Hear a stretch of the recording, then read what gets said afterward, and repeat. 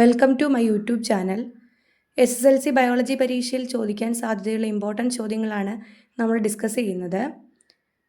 അപ്പോൾ അതിൽ ഏറ്റവും പ്രധാനമായിട്ട് ചോദിക്കാൻ സാധ്യതയുള്ളൊരു ചോദ്യമാണ് ഫാഗോസൈറ്റോസിസ് അല്ലെങ്കിൽ വിഴുങ്ങൽ പ്രക്രിയ. നമുക്ക് നോക്കിയാൽ അതെന്താണെന്ന്. വെളുത്ത രക്തകോശങ്ങൾ രോഗാണുക്കളെ വിഴുങ്ങി നശിപ്പിക്കുന്ന പ്രക്രിയയാണ് ഫാഗോസൈറ്റോസിസ്. ആരാണ്? വെളുത്ത രക്തകോശങ്ങൾ. രക്തകോശങ്ങൾ രോഗാണുക്കളെ വിഴുങ്ങി നശിപ്പിക്കുന്ന പ്രക്രിയയാണ് ഫാഗോസൈറ്റോസിസ്. ഫാഗോസൈറ്റോസിസിൽ ഏർപ്പെടുന്ന രക്തകോശങ്ങളാണ് ഫാഗോസൈറ്റുകൾ. വെളുത്ത രക്തകോശങ്ങളായ ന്യൂട്രോഫിൽ, മോണോസൈറ്റ് എന്നിവ ഫാഗോസൈറ്റുകളാണ്.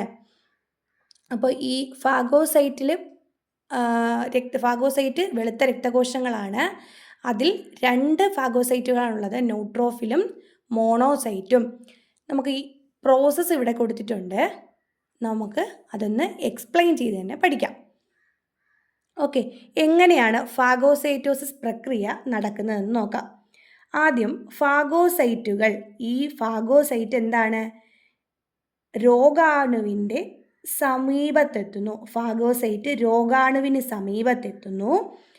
എന്നിട്ട് ഗ്രാഹികളുടെ സഹായത്താൽ രോഗാണുവിനെ പിടികൂടിയിട്ട് അകത്താക്കുകയും ഫാഗോസോം രൂപപ്പെടുകയും ചെയ്യുന്നു. എന്തായിട്ട് മാറുന്നു?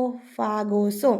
ഫാഗോസൈറ്റ് രോഗാണുവിന് സമീപമെത്തി ഗ്രാഹികളുടെ സഹായത്താൽ രോഗാണുവിനെ പിടികൂടി അകത്താക്കുകയും ഫാഗോസോം രൂപപ്പെടുകയും ചെയ്യുന്നു. അതേസമയം ലൈസോസോം ഫാഗോസോമുമായിട്ട് കൂടിച്ചേർന്ന് ഫാഗോലൈസോസോം രൂപപ്പെടുത്തുന്നു. ഫാഗോലൈസോസോം എങ്ങനെ രൂപപ്പെട്ടെന്ന് മനസ്സിലായോ? എന്നിട്ട് ഈ ലൈസോസോമിലെ എൻസൈമുകൾ രോഗാണുവിനെ നശിപ്പിക്കുന്നു. ലൈസോസോമിലെ എൻസൈമുകൾ എന്ത് ചെയ്യുന്നു? രോഗാണുവിനെ നശിപ്പിക്കുന്നു. ബാക്കി വരുന്ന അവശിഷ്ടങ്ങളെ പുറന്തള്ളുന്നു. ഇത്ര കാര്യങ്ങളാണ് ഫാഗോസൈറ്റോസിസ് എന്ന പ്രക്രിയയിൽ നടക്കുന്നത്. ഒന്നും കൂടെ പറഞ്ഞു നോക്കാം. എന്താണ് ഫാഗോസൈറ്റോസിസ്? വെളുത്ത രക്തകോശങ്ങൾ രോഗാണുക്കളെ വിഴുങ്ങി നശിപ്പിക്കുന്ന പ്രക്രിയയാണ് ഫാഗോസൈറ്റോസിസ്. ഫാഗോസൈറ്റോസിസ് ഉൾപ്പെടുന്ന വെളുത്ത രക്തകോശങ്ങൾ ആരാണ്? ന്യൂട്രോഫിലും മോണോസൈറ്റും. എങ്ങനെയാണ് പ്രക്രിയ? ഫാഗോസൈറ്റ് രോഗാണുവിൻ്റെ സമീപത്തെത്തിയിട്ട് അത് കഴിഞ്ഞിട്ട് എന്താണ്? ഗ്രാഹികളുടെ സഹായത്താൽ രോഗാണുവിനെ പിടികൂടി അകത്താക്കുകയും ഫാഗോസോം രൂപപ്പെടുകയും ചെയ്യുന്നു. ലൈസോസോം ഫാഗോസോമുമായിട്ട് കൂടിച്ചേർന്ന് ഫാഗോലൈസോസോം ആവുന്നു. എന്നിട്ട് ലൈസോസോമിലെ എൻസൈമുകൾ രോഗാണുവിനെ നശിപ്പിക്കുന്നു. അത് കഴിഞ്ഞിട്ട് ബാക്കിയുള്ള അവശിഷ്ടങ്ങളെ പുറന്തള്ളുന്നു.